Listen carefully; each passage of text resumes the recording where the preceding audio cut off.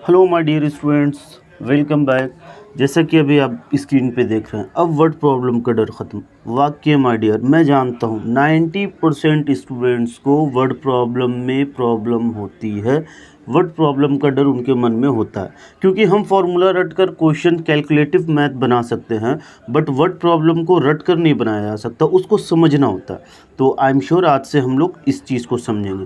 तो आज हम लोग exercise 3.1 NCERT book class tenth की उसका क्वेश्चन नंबर 1 सॉल्व करेंगे और समझेंगे क्वेश्चन क्या कह रहा है और इसको कैसे सॉल्व करते हैं। आइए देखिए क्वेश्चन नंबर 1। क्वेश्चन नंबर 1 में कह रहा है, Aftab tells his daughter 7 years ago I was 7 times as old as you were then, also 3 years from now I shall be 3 times as old as you will be, represent this situation algebraically and graphically.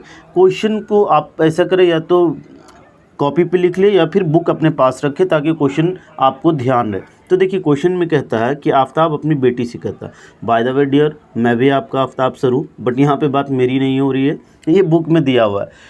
By the way देखिए, अभी नहीं हमें Aftab sir की उम्र, आफ्ताब की उम्र मालूम है और ना ही उनकी बेटी की। तो फर्स्ट ऑफ ऑल बात कह रहा है कि आफ्ताब जो है वो अपनी डॉटर से, बेटी से कहते हैं कि 7 साल पहले, तो 7 साल पहले I was 7 times as old as you, मतलब उनकी प्रेजेंट एज भी हमें पता नहीं, और वो कह रहे हैं 7 साल पहले मैं जो हूँ वो तुम्हारी एज का 7 times था। आफ्ताब जो है वो डॉटर से 7 times ज़्यादा थे। यही बात वो बाद में फ्यूचर की भी कर रहे हैं कि 3 साल बाद I shall be 3 times as old as you, मतलब ये लोग जो हैं अपने एज को कंपेयर कर रहे हैं, पास्ट में भी और फ्यूचर में भी। तो अभी फर्स्ट ऑफ ऑल हमारी फर्स्ट प्रायोरिटी है कि हम आफ्ताब जी और उनकी जो डॉटर हैं उन दोनों की प्रेजेंट एज को समझेंगे। उन दोनों के प्रेजेंट एज को मान लेते हैं, कोई भी वेरिएबल मान सकते हैं। उसके बाद जो पास्ट में उनकी एज का डिफरेंस 7 times का है और फ्यूचर में 3 times को, उस पर बात करेंगे। फर्स्ट ऑफ ऑल क्या करना है हमें, लिखना है let the present age of Aftab be x and the present age of daughter be y. तो देखिए ये हमारे बन गए Aftab sir, sorry Aftab sir नहीं, आफ्ताब। तो देखिए ये आफ्ताब जी है, इनकी एज हम लोगों ने क्या किया, एक्स मान लिया। इनके साथ इनकी जो डॉटर है, बेटी है, इनकी एज को हम लोगों ने वाई मान लिया। अब देखिए 7 years ago, 7 साल पहले की बात हो रही, तो 7 साल पहले, अब सोचने की बात है, अभी अगर मेरी एज 40 है तो 7 साल पहले मेरी एज क्या होगी। ऑब्वियसली 40 से 7 माइनस कर देंगे, 43 years का मैं होऊंगा। बट यहाँ पे एक्यूरेट एज तो मालूम है नहीं, हमने एज एक्स माना, तो 7 साल पहले 7 एक्स माइनस 7 हो जाएगा। वही काम उनकी डॉटर की एज के साथ भी होगा। अभी अगर उनके डॉटर की एज वाई है तो 7 साल पहले क्या था, 7 years ago, वाई माइनस 7।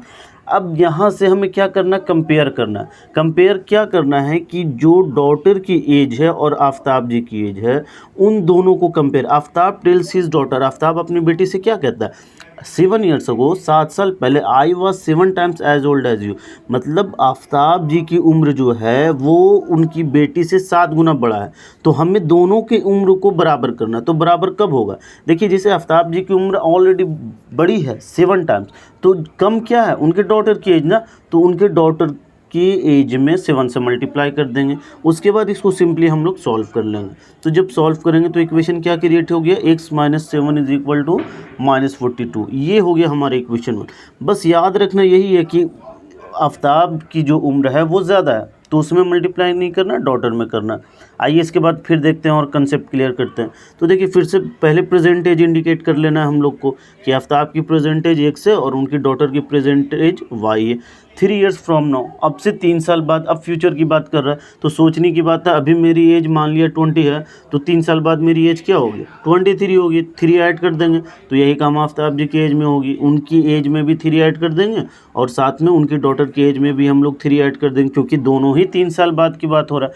अब 3 साल बाद उनके एज में क्या डिफरेंस था, इसी को कंपेयर करना है। तो सबसे पहले हम इन दोनों के एज को इक्वल कर देंगे। डैट मीन्स क्या लिखना है हमें, x + 3 according to question equation लिखेंगे x+3 is equal to y+3।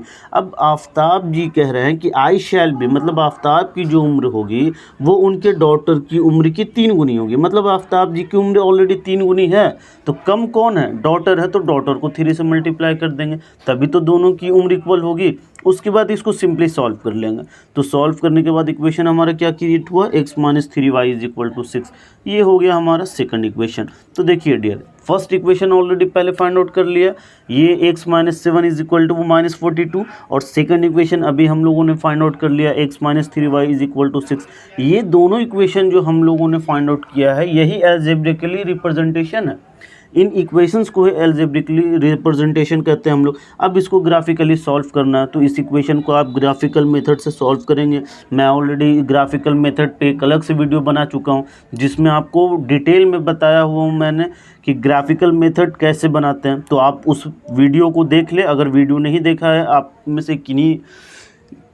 से जिस भी स्टूडेंट्स ने नहीं देखा, उस वीडियो को देख ले, सॉल्व करें और कमेंट करें आंसर को। उसके बाद अगर आपको प्रॉब्लम हो तो आपके लिए मैंने लिंक जो है वो डिस्क्रिप्शन में अवेलेबल कर दिया है। सो प्लीज़ आप देख लें ग्राफिकल मेथड और सॉल्व करें। Thanks my dear. Please channel को लाइक, सब्सक्राइब और शेयर कर दें अपने क्लासमेट्स और अपने फ्रेंड्स के बीच। Thank you very much.